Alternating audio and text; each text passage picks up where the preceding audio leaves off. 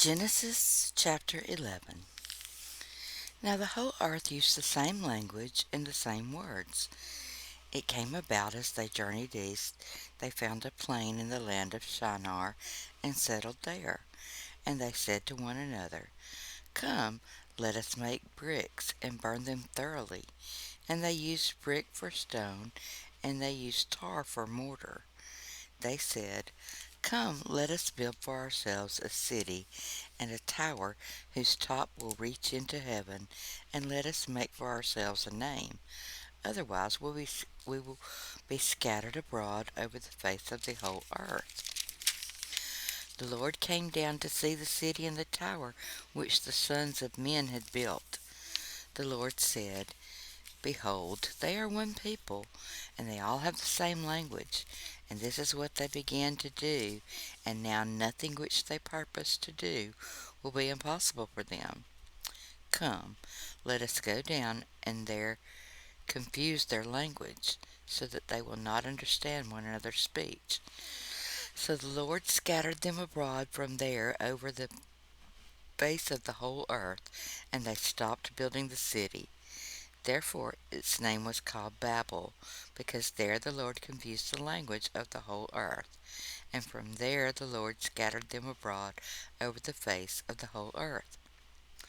These are the records of the generations of Shem. Shem was 100 years old and became the father of Arpachshad 2 years after the flood.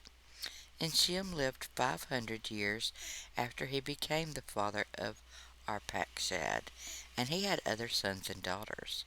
Arpachshad lived 35 years and became the father of Shelah.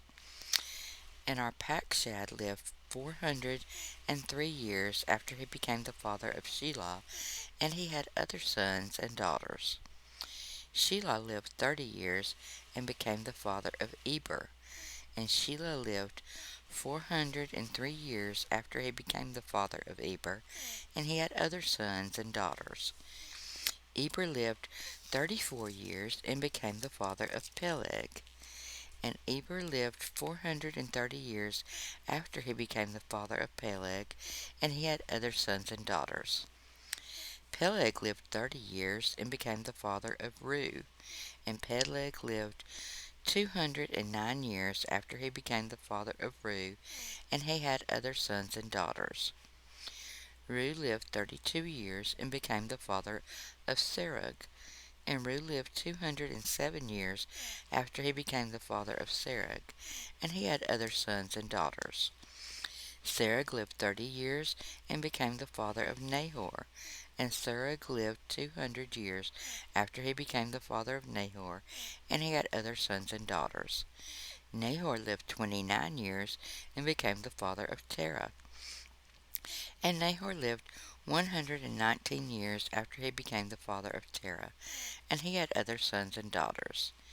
Terah lived 70 years and became the father of Abram, Nahor, and Haran. Now these are the records of the generations of Terah. Terah became the father of Abram, Nahor, and Haran, and Haran became the father of Lot. Haran died in the presence of his father Terah in the land of his birth, in Ur of the Chaldeans. Abram and Nahor took wives for themselves.